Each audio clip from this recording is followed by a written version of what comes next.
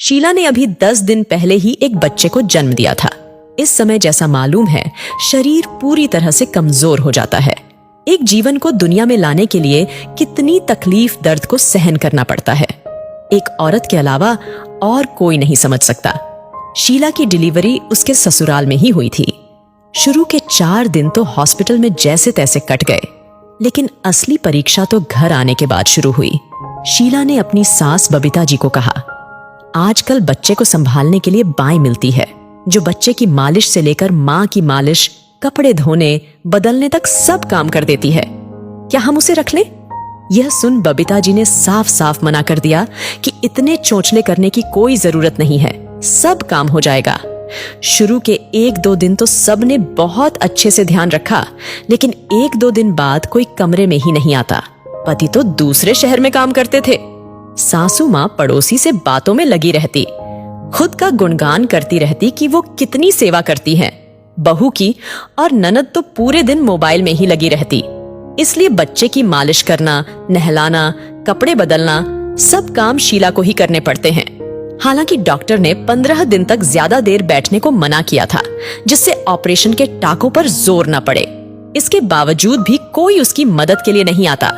यहाँ तक कि रात को भी उसे अकेले ही सोना पड़ता था। बच्चे को दूध पिलाते पिलाते खुद शीला को भी भूख लग जाती और उसे कमरे से निकलने को मना थी कि जब तक बच्चे का नामकरण न हो तब तक उसे कमरे में ही रहना था। शीला को भूख लगती थी, पर कोई देखने पूछने वाला नहीं था। उसकी सास 2 वक्त की रोटी टेबल पर रखकर चली जाती थी। फिर चाहे शीला खाना खाए या ना खाए, उन्हें कोई मतलब नहीं था। बाकी पूरे दिन शीला भूखी ही रहती। खाना खाते वक्त उसे बच्चे को गोद में रखकर ही खाना खाना पड़ता था। घर में शीला की ठीक से देखभाल नहीं हो रही थी, जिससे वह और चिड़चिड़ी हो गई। न तो रात को ठीक से सो पाती और न ही उसकी भूख मिटती। एक दिन शीला की पड़ोसी अंजलि, जो कि उसकी दोस्त थी, उससे मिलने आई। शीला की हालत देख अंजलि ने कहा, शीला, मैं तो बच्चे के जन्म के बाद बहुत मोटी हो गई थी, लेकिन तू तो उल्टा और कमजोर हो गई है। तभी शीला की सास बोली, अब सबका शरीर एक जैसा तो होता नहीं। मैं तो दिन भर इसके पीछे पड़ी रहती हूं, लेकिन यह है कि खाती ही नहीं। अब तुम ही समझाओ इसे। मैं तो इस उम्र में भी बहू की सेवा में लगी हुई हूं, तरह तरह के पकवान बना बनाकर खिला रही हूं, लेकिन तब भी इसके शरीर में नहीं लग रहा है, तो मैं क्या करूं? लेकिन लोग तो फिर भी मुझे ही ताने देंगे कि मैंने ही कमी रखी है सेवा में। अपनी सास की बात सुन शीला की आंखों में पानी आ गए कि दिन में बस 2 रोटी दी जाती है, उसे पकवान कहते हैं क्या? शीला की आंखों में आंसू देख अंजलि ने उसे एक नंबर देते हुए कहा, मुझे सब पता है कि इस समय कितनी भूख लगती है और तेरी सास का स्वभाव भी पता है।